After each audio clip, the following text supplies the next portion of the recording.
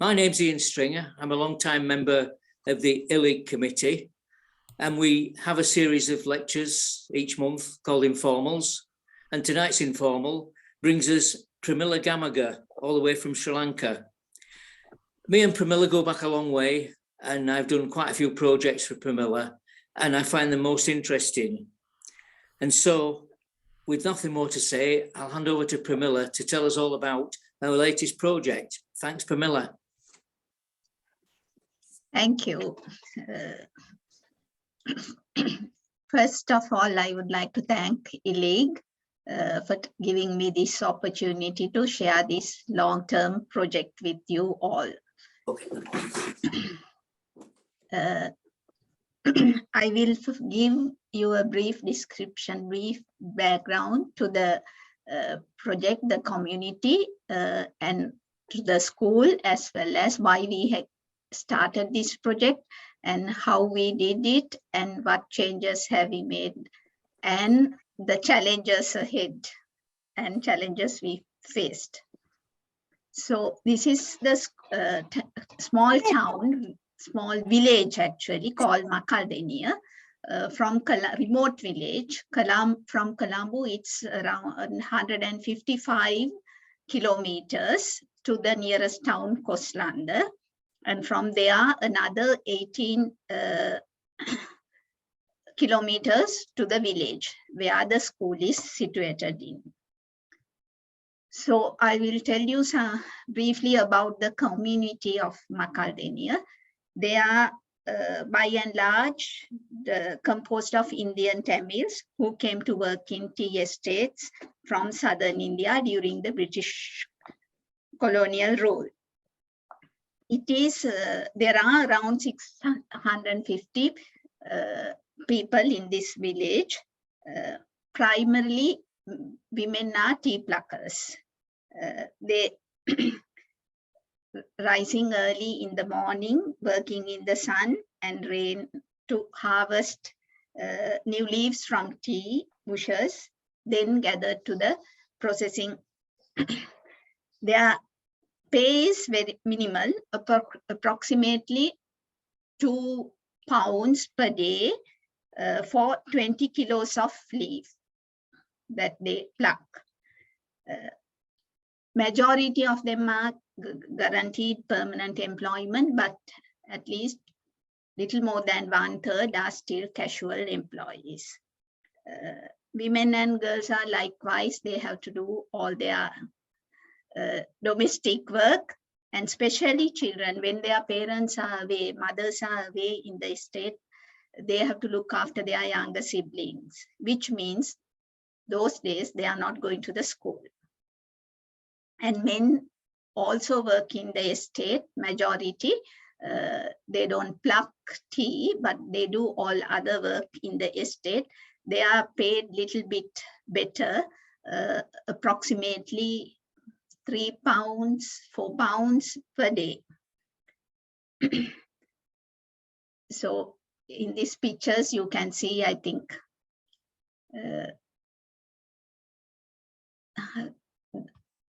how they carry their pluck and come to the gathering station. So they live in rooms, little line rooms, we call it, 10 by 10. You can see the aerial photo of the lines in a row, adjoining rooms with clay walls and dung floors, originally built during the British colonial time, British planters in the late 19th century and 20th century. They share common facilities, common water taps, toilet facilities, although very few have renovated and have cement floors and electricity. So the remoteness of the estate has its own challenges, particularly those living in the upper division, that is the homes clustered in the top of the hill. So transportation is a huge problem from Koslanda to, that's why Makaldeni. To reach Makaldeni, actually, this where the school is. This is the road leads to the school and the village. So it's only one bus is there in the mornings and evenings, and it is also not guaranteed. So this transportation is a huge problem, and that gives it has consequences for the children's education as well. Because this particular school is a primary school, the secondary school is in the nearby town, Koslanda. So they have to, it is a lot of, it's a problem for them to come to that secondary school. For the one is transportation and all the other issues that they have in their households. Looking after the siblings, their parents are working and they can't afford for transport, things like that. So not only people, they have to live with elephants as well. You can see the boats everywhere, and threatened by elephants very often, because even though this school and this village is in the hill country, it is bordered to the very dry zone. So during the dry zone, from that main towns, the elephants come to this area seeking for food and water. So very often the villagers get threatened by elephants, and you can see this is few years ago, threatened by one of the school parents' house. And not only the houses, when we were constructing the library was also about to threaten by elephants, but somehow they managed to send them away. But the school got threatened. They entered in from one window, and the elephants went from the other window, because we had a project to give children milk, a glass of milk every day, and those were stored in the school and they smell it, and that is why these are not the challenges are coming from the not the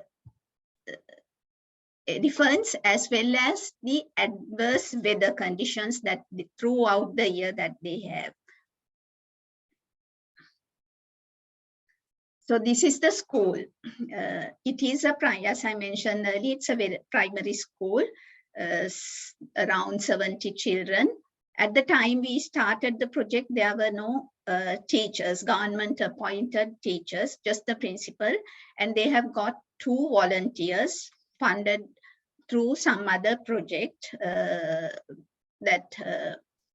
there's a Montessori in the village run by American professor, and she has created some funds to pay for the volunteer teachers, because after the Montessori, these children, if we do not maintain the school, these children, they don't have any place to go for their studies. So the Montessori efforts will be wasted, and they created this fund and they funded 2 volunteer teachers for the school.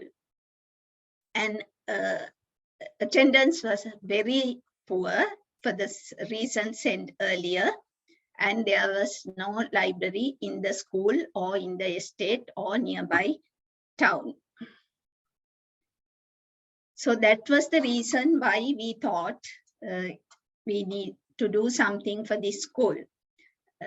So the LCII, that is the Lanka Community Information Initiative, it's a not-for-profit organization working with rural communities to upbring their lives in various ways, and they started the project in 2009, just after the at 2005 actually, but it rolled out in 2008 and 9. They started just after the tsunami, helping people, and then they have started upbringing rural communities' lives, especially in the eastern area in the country where the war affected people, most people live. So even though we thought that this is a good project, but we were not able to find funds, and we didn't know how to do this because it is not like helping in other libraries, because basically this particular school or village they didn't have. So you have to start from constructing a room. So how to construct, where to construct, because school just has 3 rooms, a row of 3 rooms. That's this entire school. So there's no room in the school also. So when we discussed this, I had discussions with the owner of it is a very small one-man owned tea estate, not like this, the big corporations. It's different to them. So we agreed to somehow work on this. And in 2010 at IFLA, I met Maria Cotera. At that time, she was the International Relations Officer of the CDG, Career Development Group of CILIP. So she said, why don't you write a proposal? And we wrote a proposal. We worked together and we wrote a proposal. And then Tracy Ainsley came in. We were with both of them, and our proposal was accepted by their group, and we were given some funds. In addition to that, we were able to raise funds through our efforts. So we aimed at constructing a small library, collection development in all 3 languages, because they speak mainly only in their own language, that is Tamil. They don't talk or understand majority in other languages, but we thought that is very important, especially in English, if we need to give them the opportunity to read in English and Sinhala. So, and also to look after the library. We can't hire a qualified librarian for that, but so we thought we will have to have a volunteer, train a volunteer to manage the library. And above all, we always believe that it is not just giving building and books, it's continuous programming is very important to enhance their education and their talents, capabilities. So we aimed at conducting continuous programs, especially for students and women. So the long-term objective actually was to enhance education of children and upbring the lives of marginalized communities in the country, in Macadamia. So this is the owner of the estate. Unfortunately, just after the opening of the library, he passed away, not actually passed away, he was stabbed to death in his home. It's very pathetic. So when we were thinking of having another, if you can see, this is the school. This is just 3 rooms for grade 1 to 5. So we thought of having a small room adjoining the 3rd room. Then because of the other issues that might come up, because we need some space for children to play. And also, if when the school closes, you can't enter into the library. We wanted to maintain the library as a community library, because there are other young children in the estate with idling. So we wanted them to be part of this and help them to learn something and provide facilities for that. So when we talked to this with this Mr. Radhakrishnan Radha, he said, okay, I can give you a few purchase to build a library just opposite the school. So this is the school and this is the library. So it can be open anytime and people can, the children can visit library whenever they want, even after school. The arrangement, once we built it up, we made the arrangement to open it after 2 o'clock. So this is the library. This is the building that we constructed, and these other pictures are the breaking ceremony and all, where all the children, parents participated in. While we were doing the constructions, we started carrying out the programs for children in the school. So parents got different picture, and parents were also enthusiastic for, send the children to school even with all their difficulties. So this is the inside of the library, and the principal and the unfortunately you can't, I don't think you can see the volunteer librarian's picture. So we trained the librarian to look after the library. Basically, we conducted continuous programs and train her to do storytelling, things like that, and the circulation and that kind of maintaining the basic day-to-day routine work in the library. So then the programs, we have, since we initiated the project, even as I said, even before we started open the library, we started conducting programs because it's very difficult to travel from Colombo to that place. But even with that, each month we we visited the school on our own, and we conducted various programs for them, a lot of extracurricular activities conducted. And we had another friend from UK who visited Sri Lanka and stayed with children for a few weeks, and he conducted a program to learn English. He taught English, basic English for the children. During that time, I was not in the country. So when I came back, and the very first day I visited the library, all the children greeted me in English, and I was surprised. Greeted me in English, not only greeted, they asked questions in English. How are you? And basic things. So they have learned a lot.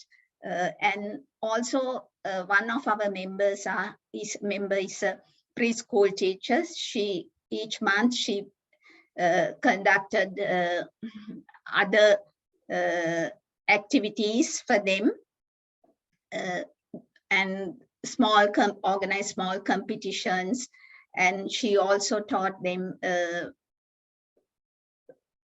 poems and stories in English, because we don't speak Sinhala, Tamil, unfortunately, they don't speak our language. So our communication has to be in English at the school, which is somehow we managed. And so this, he's Roger Corker from CILIP. I came to know him through Ian, and then he came, and this is one of his visits when the week under the construction of the library. He was not there when we finished and opened the library. So not only that, these are some of their creations during the work, the programs workshops we conducted. So we, not only that, most of these people, they have not gone beyond their main town because of the transportation and all.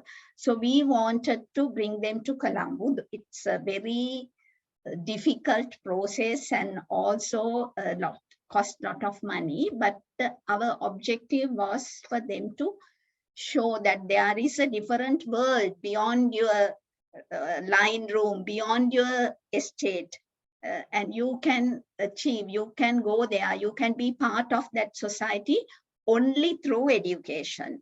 So with that intention, we started this every 2 years, once in a 2 year, we bring them grade 3, 4, 5 children, and we showed them with some fun activities and also some educational tours to the museums and the zoological garden,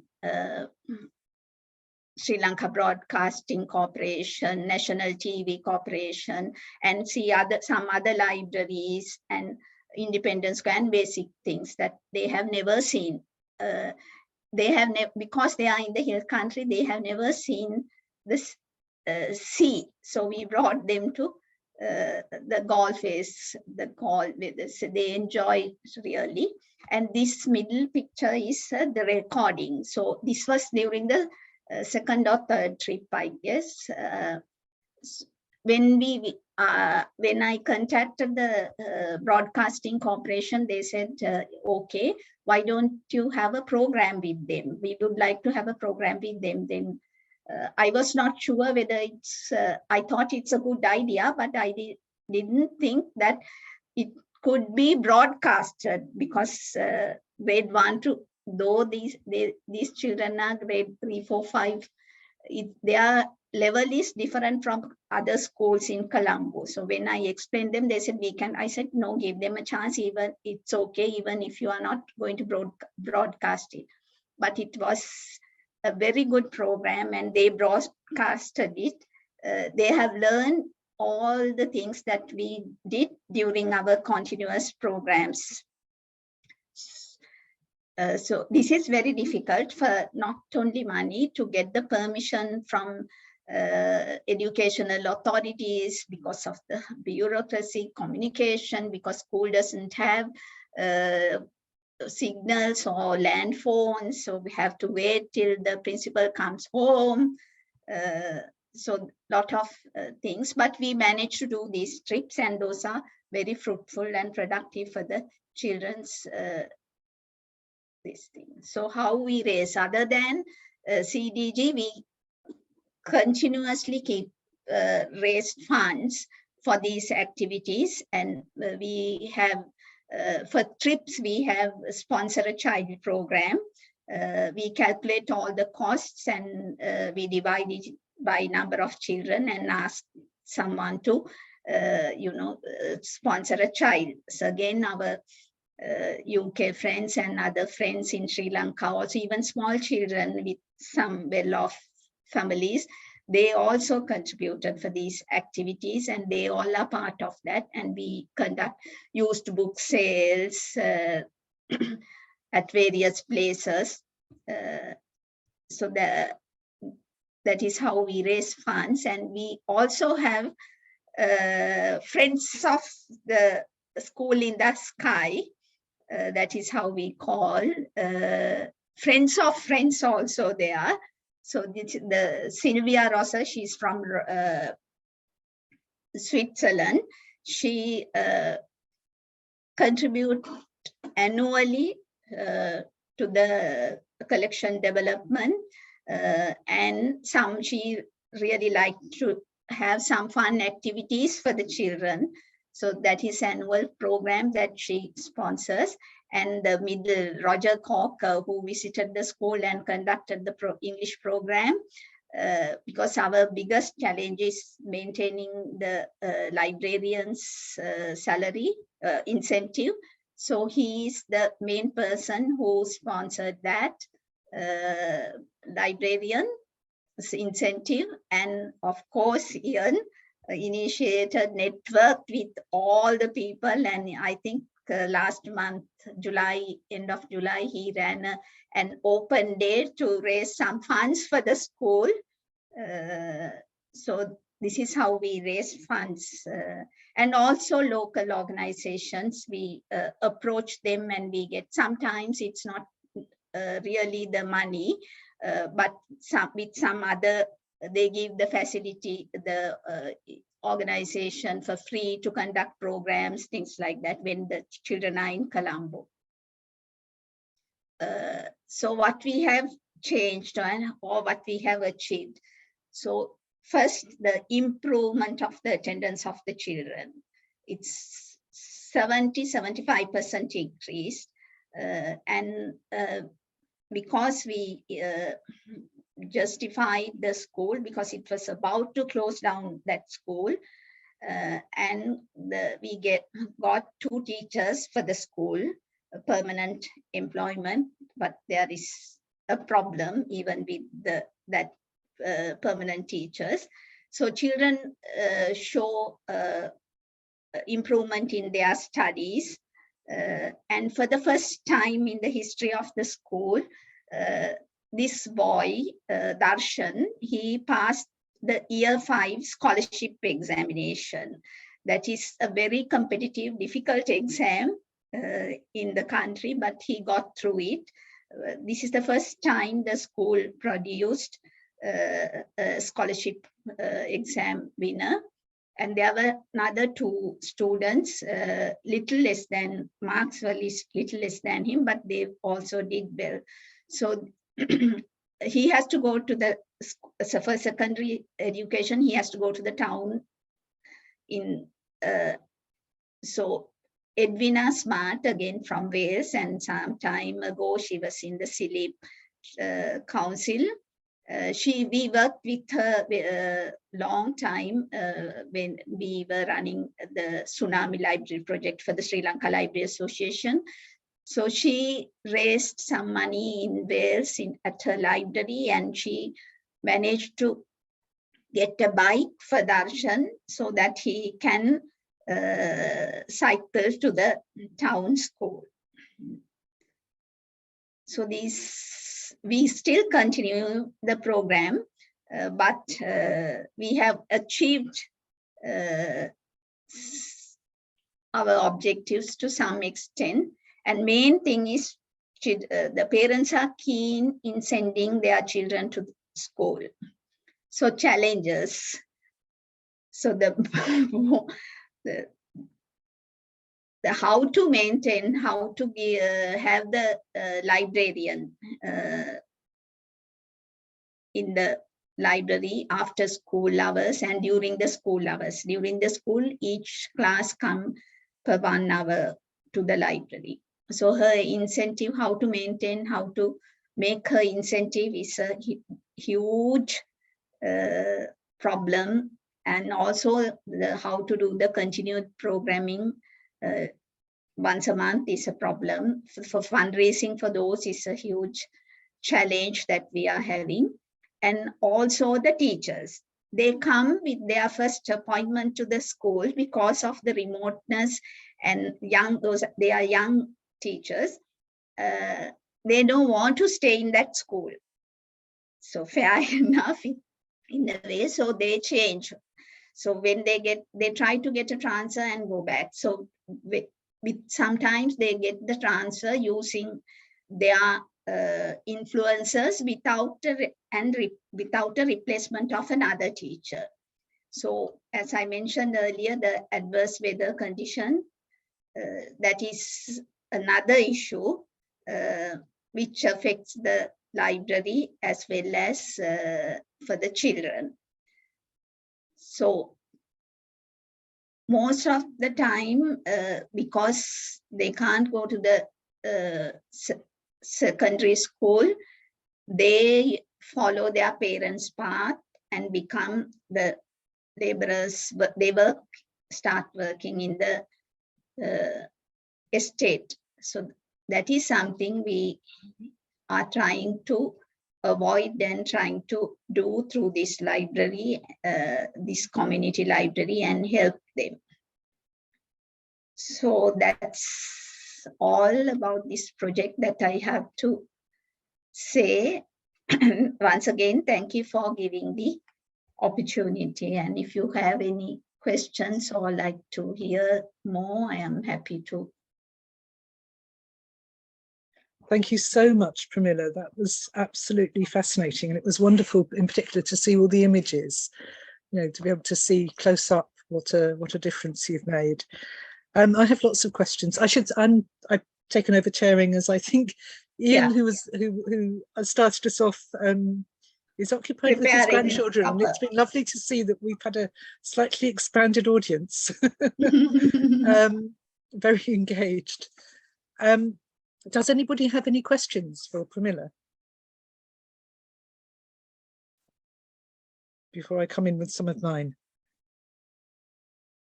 Okay, well, let me start off then and say, why this particular community? Why did you choose this community to work with, and how typical are they of the situation across the country? Yeah, actually the Indian Tamils who came from India to work as laborers in tea estates, they are the most impoverished community in the country. You know, the various people come, especially politically, to get their votes and, you know, tell them that they look after them and all, but after they come into the power, that's it. So rather than pointing fingers to others, we thought, why not we start do something for them? And during the tsunami also, after the tsunami, we chose schools representing the other parts of the country. So we worked with the eastern part of the country where all three communities live, as well as just Tamil communities live. So this during one of our trips to those areas, only we came across this, because this, as I mentioned earlier, the person who funded the volunteer teachers to the school, the American professor Jody Miller, Sri Lanka Library Association Tsunami Project, she raised funds and they were part of the project. So that is how I came to know her. And when she was running this and she got my advice how to do it, and because so then I visited the school, the village, and even I didn't expect that, you know, the traveling is that difficult, and the real life that they lead, and no one is there for them mainly because of the remoteness and the difficulties in the transportation. And as I mentioned earlier, the main reason is they are the most impoverished community in Sri Lanka. Which leads nicely on to the next question from Teano in the chat. Do they receive donations? You talked about the need to raise funds for the continuation, particularly of the librarian's salary. How does that process work? And I suppose, how could ILIG help? Yeah, so we agreed with a certain amount of incentive for it's very minimum, meager amount. And Roger, actually, because he has understanding, he visited, he saw it and all. So monthly basis, we give them through the school, through the principal. We don't deal with the finances with the community or the teachers or the librarian. Sure. Yeah, through the principal, we make the payment, all payments, and we monitor attendance. They maintain all the books and all. So Roger sends it as a bulk for a few months together. So we pay her. Actually, this was the second volunteer librarian. When we started the project, there was another girl. She was also very good. But after they get married, they go away. But again, you know, that's their life. They come back again after a few years. Sometimes husband has gone left her, or, you know, so that is their life. So that is why we mostly concern on, we conduct programs for women as well. And when we started this project, when Jodie started this project with us, we partnered with her, and even these children, that is, they didn't know the basic hygienic practices even. We started with giving them a bag with toothbrush, toothpaste and things like that. And the very first thing when they come to school, they should do is brush their teeth. That is how we began, but that era is gone, and now they are much, they practice and they know the consequences of health and all. So that is how it works. For other funding, they sent us and we used it. Some, they say we can spend the money according to the needs arise, but some say they like to do it this particular thing, and we do accordingly. And we provide all the receipts and accounts for them. So now we couldn't conduct programs last 2 years. One thing for the, because of the COVID, we are not allowed and we couldn't go, but we did some other program for them because we know their living level, their poverty and all. We used some of the money to give them, you know, rations, dry rations, and for the family. And we are planning to do, that is not our intention or aim. We are not a charity organization to give away things freely. That's not in our card. We when we started the project, we just explained the principle and the Mr. Radha about our intentions, and we are not going to do that. But this is a special occasion. We are in a very difficult time, economic crisis. So before the Christmas, we are planning to do once again that, but we don't know yet whether we will be able to achieve it, because it's a very difficult time for the whole world, I think. Well, to varying degrees, yes. Next question from Sophie. What kind of books are you holding in the library? You said it's focused on children and women, so is it mostly children's books? Do Children's you have books and for adults? Children's and teenagers. Children's and teenagers.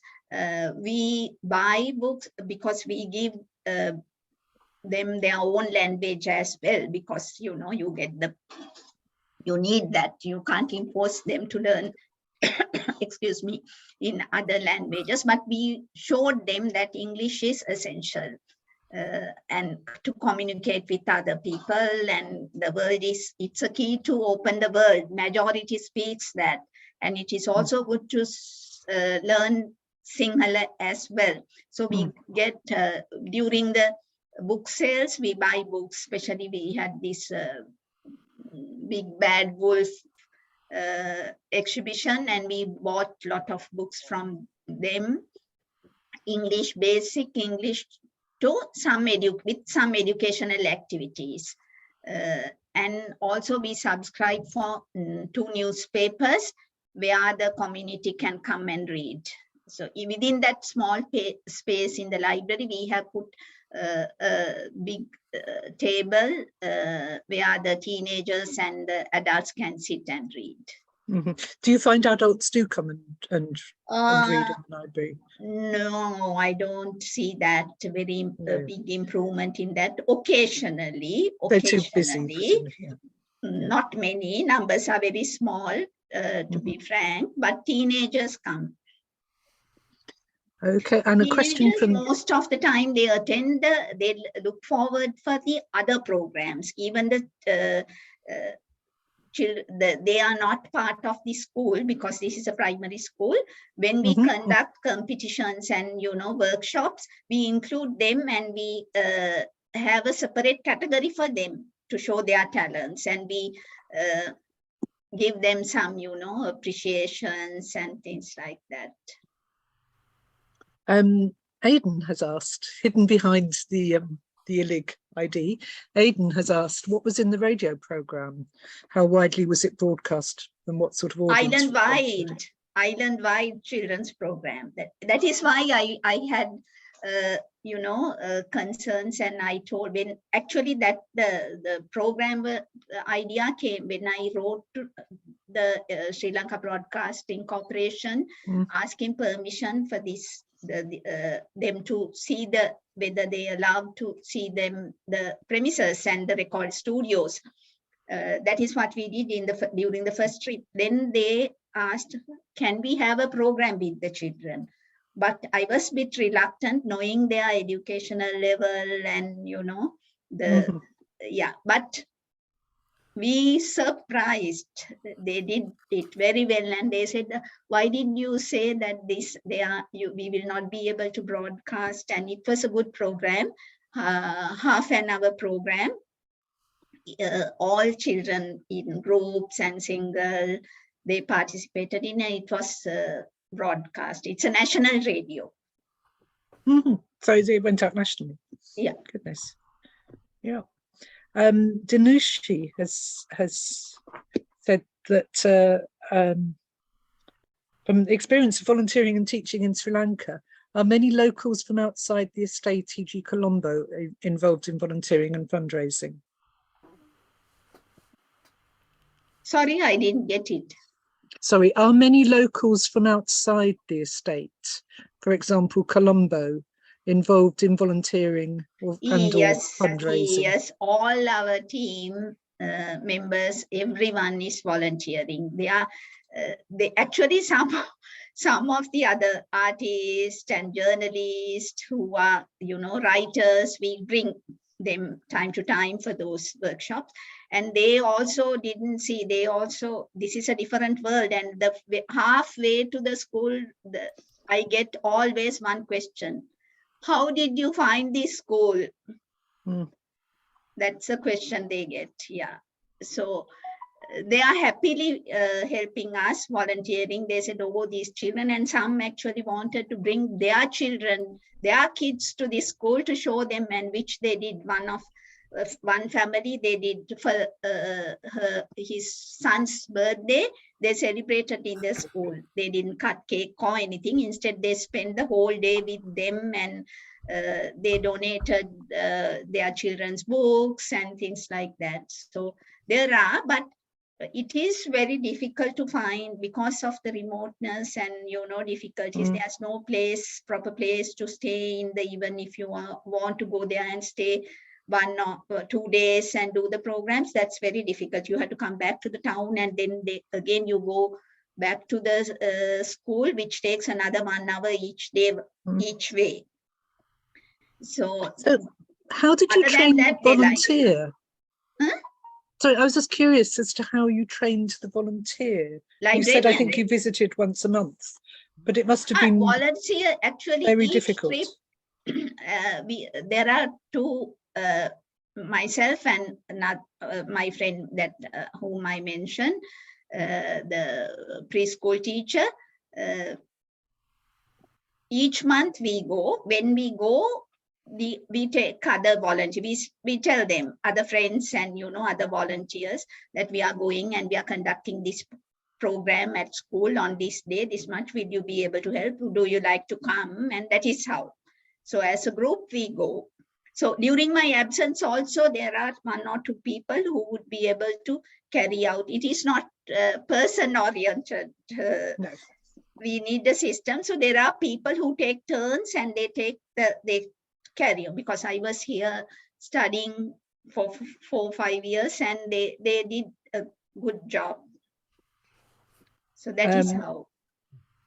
Thank you. Yes, a question from Jill. Are there any plans to use this excellent project as a template to develop libraries elsewhere?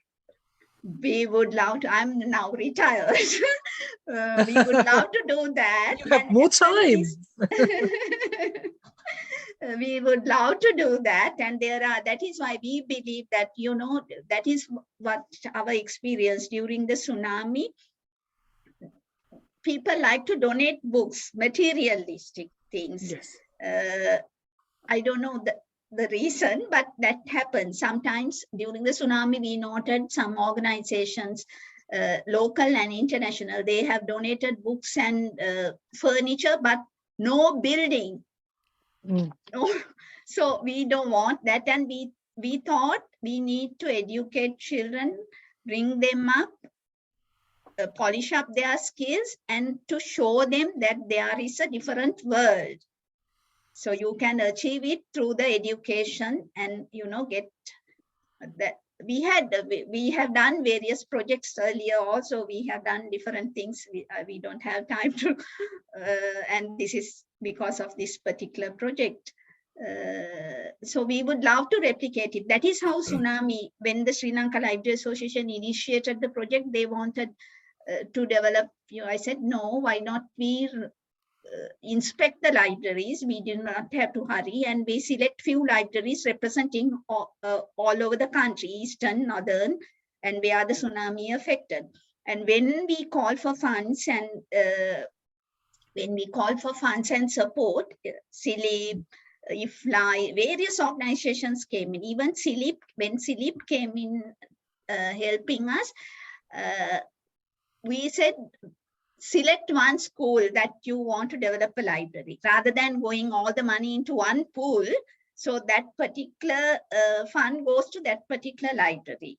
So it was actually replicated at that time, and we would love to do that. And but the funding, and we can do the proposal part, monitoring, sending proposal, monitoring, sending reports. Even for CDG, I sent reports. And I did once a presentation, I think 2010 August at CILIP head office. Maria organized it. We would love to do that. Those things we can do, but because of the political economic situation back at home, we find it very difficult to continue with this project as well. But we have achieved some things. Actually, some of our partners, members suggested, now we have achieved certain things, and why not we ask school or, to continue it with them, and we concentrate on another school. Different because of the funding and the situation, but probably we will look into that in another year or two to complete this program. I need to train few more volunteers within the community before that leads nicely into the next question from Teano. What are your future goals or long-term aspirational plans for this particular project, or as a whole? As a whole. As a whole, as I mentioned earlier, that we are a small, this organization. Actually, we were a group of people with representing different areas. We have architects, we have journalists, we have teachers, we have bankers, librarian, so we have different, so they all involved in the projects that I ran for the Sri Lanka Library Association in various ways. That is how they got the taste and the flavor.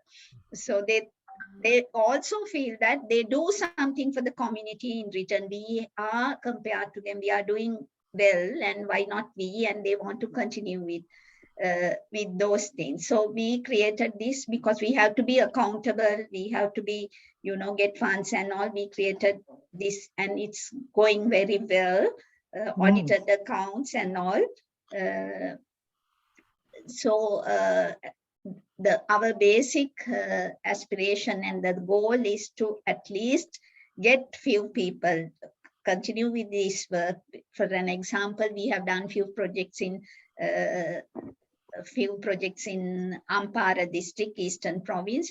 I got some money for, they have that Prabhavi library that has different talented people. So I wrote a proposal and got some funding from UNESCO to do some digital storytelling workshops.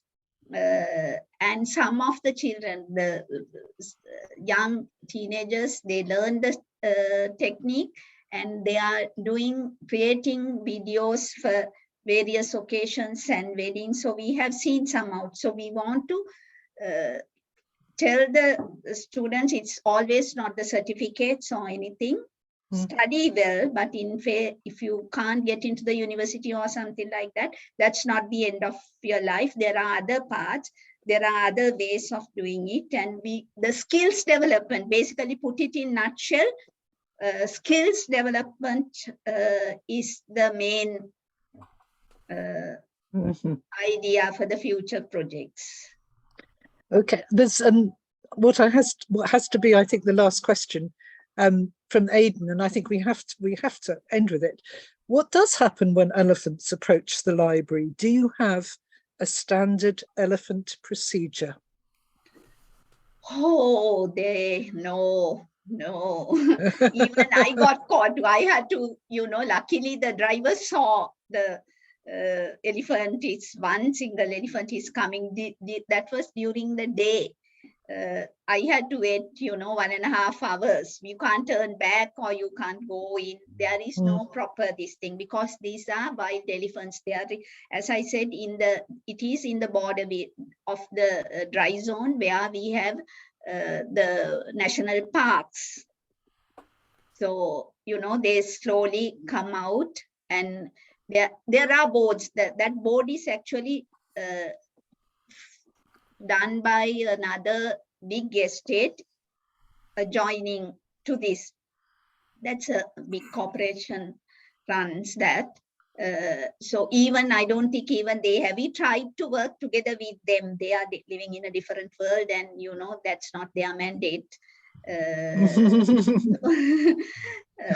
Sorry to say that, but that's the reality.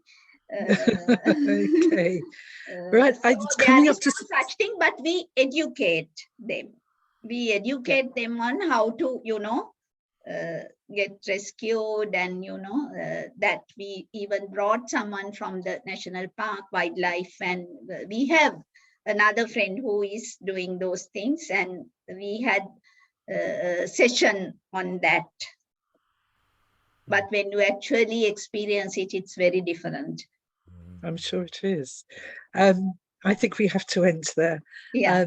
Thank you so much, Premila. It's been absolutely fascinating, and a wonderful example too of how your international connections and your international work have helped you do something really substantial in your own country. I think recently when I had to write something, I wrote it to Anna, because when I applied for this grant, conference grant, unfortunately I didn't get the visa in time. I couldn't.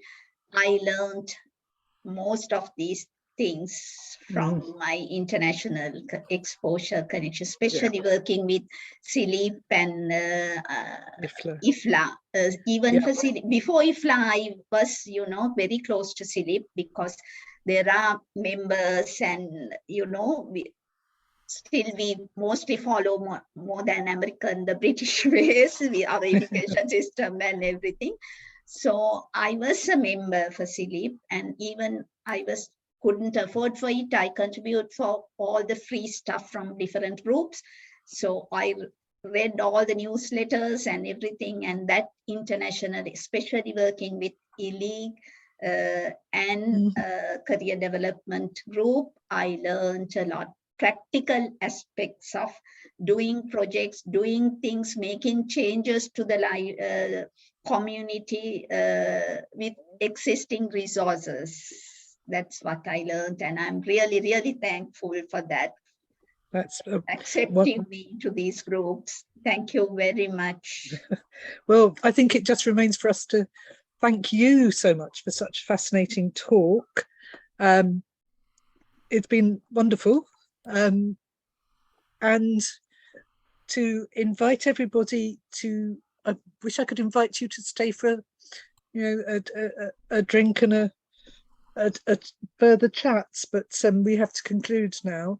And I should just invite you to our next informal talk, which will be on the 23rd of November, when Professor Ian Johnson of Aberdeen Business School at Robert Gordon University will be talking about library development in Iraq, rewriting history. And we will also be running a 2 half-day training course on writing effective bids for funding, which has obviously been a little bit of a theme for today as well. So those will be happening on the 28th of November and the 5th of December. So do look out for those as well.